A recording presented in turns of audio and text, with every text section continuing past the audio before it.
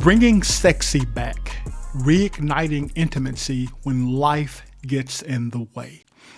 Today, we want to talk about how we're going to normalize the struggle with physical and emotional intimacy, reduce shame around desire changes, and offer practical ways to reconnect sexually and emotionally. So when life gets busy, intimacy is often the first thing to go and the last thing to come back. So desire isn't always spontaneous, and our culture portrays desire, especially romantic or sexual desire, as something that should arise naturally and effortlessly. So the reality is that desire can fade without deliberate care and cultivation. So here's how intention plays a role. So we desire needs nurturing.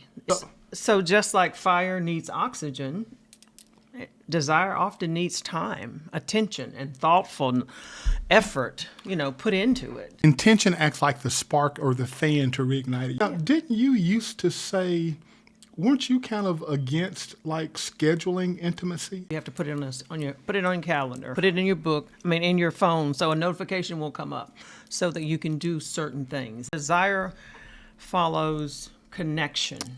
So what I hear you saying is desire follows emotional intimacy and connection, not the other way around. So whereas, and we're using generalizations with men and women, whereas a man may feel like, hey, I need intimacy so I can connect. Mm-hmm. So when you're mindful of creating moments of fun, flirting, novelty, curiosity, you breathe life into a relationship that may otherwise feel stale.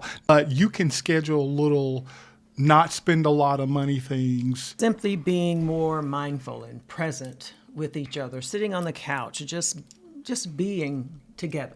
Oh, so when you say dressing up, are you talking about sexy little nighties during intimacy, or are you talking about dressing up? And we're gonna put, have candles and really be formal with our dinner tonight. Something different. Knowing that is crucial for connection, I need to be sacrificial in how I treat that because it's important to you.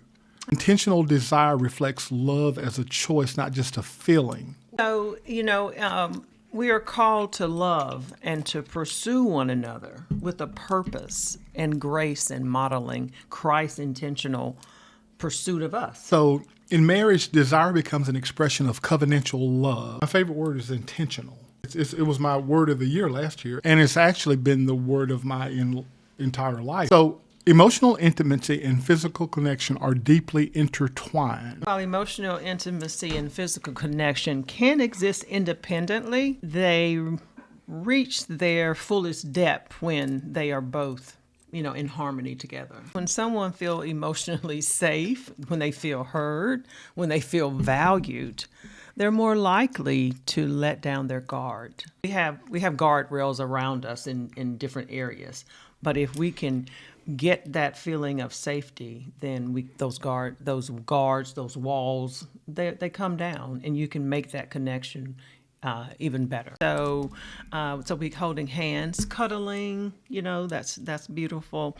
Releases an actual hormone. It's an excellent hormonal bonding time, So now we're going to talk about the physical act, sex, which hopefully what we're sharing and we've learned, and we want you to uncover the same information, is that it's hard to have great sex, maybe even impossible, but it's hard to have great sex without physical and emotional intimacy before sex. That's why a disconnect with you, now I would say it even makes sex better, but it doesn't make it impossible or less likely that I want to have sex because you and I have disconnected. It's more the symptom, not the lack of sex is more the symptom, not the problem. So these couples know they haven't been having sex. But you will lose your connection if you don't put sex in there, have sex in the relationship. It's something that we're so disconnected.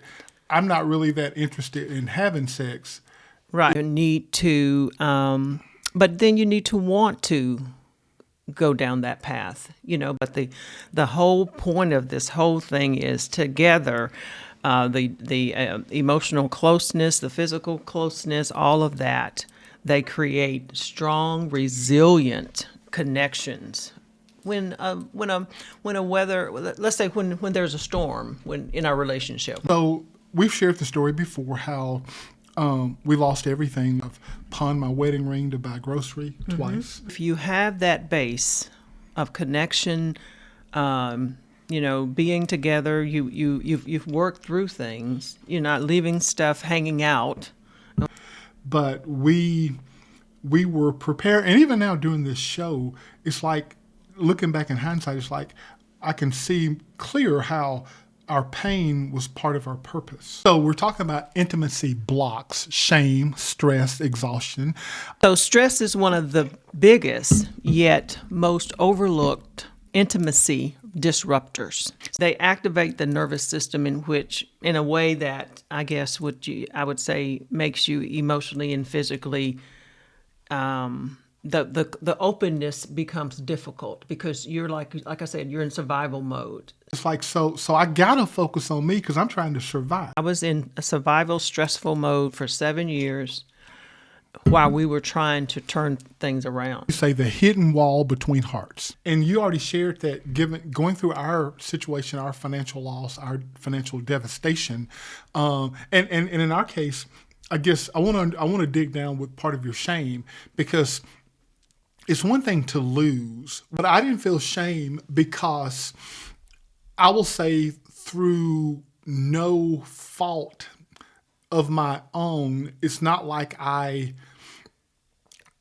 so we took all the money we had, we bought 70 houses, and over the next 7 years, we grew a real estate investment firm to 20 full-time employees, and we bought hundreds and hundreds and hundreds of houses. When you lose basically all the money that you have, any sense of security, hey, I think I would have interrupted. Lord, but isn't my security in you? anyway, I want you to lose everything. But Jim, you're going to be able to help a lot of people. It's really been the best in the sense that he said, these are two people that can do this, lose things, and still trust me. Hey, I will tell you an interesting story about, I guess, shame. Exhaustion lowers defenses, making shame more active. And then shame leads to emotional withdrawal, which increases stress. And the cycle continues unless it's interrupted with compassion, awareness, and intentional care. By naming it, you take away its power. So prioritize rest, emotional check-ins, and support habits to reduce pressure and increase connection. But what I'm just saying, you have to have rest in order to have your creativity, to restore yourself. And then later on, after Dave told me that, I was reading, I believe it's Psalms 127, and this just gave me a sense of peace when it talked about those the Lord loves, he gives rest. And so I'm going to rest, and I'm going to do my best, and everything is going to be taken care of. I said, what? He said, yeah, I lost millions. He said, the difference was you lost millions, which was all you had in terms of what you lost. So, sometimes I'll just come up to you and I'll give you a hug. Just small little invites of intimacy. When stress, shame, or exhaustion take over, capacity shrinks. But with grace and intentionality, couples can begin to clear the blocks and rebuild connection one intentional moment at a time. So don't allow busyness to mess up your intimacy with each other, your connection with each other. Don't allow busyness to stop you from dating and caring for each other and doing special things and really appreciating your partner. And realizing that's easier said than done, here's my word of the day for you: be intentional. So when the hard times come, you pull together and you are united. Make him a very, very integral part, a foundational part of what you're trying to do in order to make this work. Follow us on all platforms, Marriage with Jim and Teresa, whether it's Facebook, TikTok, Instagram, Twitter.